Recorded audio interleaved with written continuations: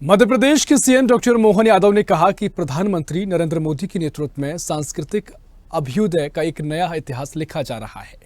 इस बात को ध्यान में रखकर मध्य प्रदेश में होने वाले विक्रमोत्सव 2025 और अखिल भारतीय कालिदास समारोह को भव्य रूप में आयोजित किया जाएगा।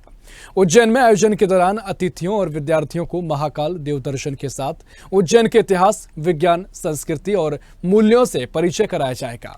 इसी सिलसिले में मुख्यमंत्री डॉक्टर मोहन यादव ने मंत्रालय में विक्रमोत्सव 2025 अखिल भारतीय कालिदास समारोह और वीर भारत न्यास की ओर से बनाए जा रहे संग्रहालय की समीक्षा की।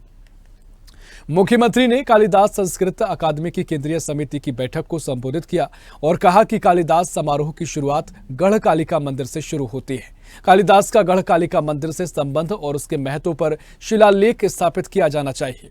कालिदास से संबंधित अन्य स्थलों पर भी जनसामान्य की जानकारी के लिए बोर्ड लगाए जाएं। मुख्यमंत्री डॉक्टर यादव ने कहा कि गुड़ी पड़वा पर्व 30 मार्च को उज्जैन के साथ पूरे प्रदेश में विक्रम पर्व सृष्टि आरंभ दिवस के रूप में मनाया जाएगा। संस्कृति विभाग प्रदेश और प्रदेश के बाहर भी आयोजन और उत्सव करता है। उज्जैन के विक्रमोत्सव ने अपनी एक अलग ही पहचान बनाई है। 30 मार्च से ही 30 जून 2025 तक पूरे प्रदेश में जल गंगा संवर्धन अभियान अंतर्गत प्रदेश की नदियों, जल संरचनाओं के संरक्षण संवर्धन का काम किया जाएगा।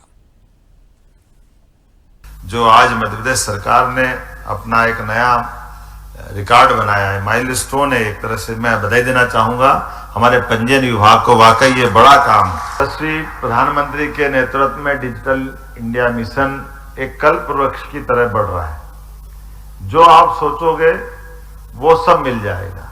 सोचने का आसमान वाकई वो छोटा नहीं होना चाहिए। जब पहली बार कुछ प्रयोग आए सामने तो लोगों को अटपटा लग रहा था। मैं कल्पना करूंगा केवल उनने कहा कि 0 बजट में खाता खुल जाए बैंक में, कितना है अनूठा और एक अलग प्रकार का ये उदाहरण है। कभी कभी कल्पना करो, मैं कांग्रेस बीजेपी की बात नहीं कर रहा हूं, लेकिन यथार्थ की बात करता हूं। ये जो अपने आप KYC के माध्यम से रजिस्ट्रियां होना और उसके बाद जब ये हमारी सरकार बनी तो और आनंद आया कि जब आते ही ये बताया गया कि विभाग ने ये उन्नति कर ली है कि इधर रजिस्ट्री होगी, इधर भोपाल में बैठ के ही हमारे पर्टिकुलर अभी उस सेक्टर में बटांकन का दूसरा स्टेज आया है, तीसरा चौथा बाकी है। लेकिन अगर पूरा सर्वे नंबर कोई बेचेगा तो उसको कोई नामांतरण का आवेदन करने जाने की जरूरत नहीं है। उसका यहीं से नामांतरण की प्रक्रिया हो जाएगी। जहाँ सालों लगते थे वहां हफ्ते 2 हफ्ते में नामांतरण हो जाता है। ये इतनी बड़ी बात है। ये मध्य प्रदेश सरकार का काम है और ये सुशासन है।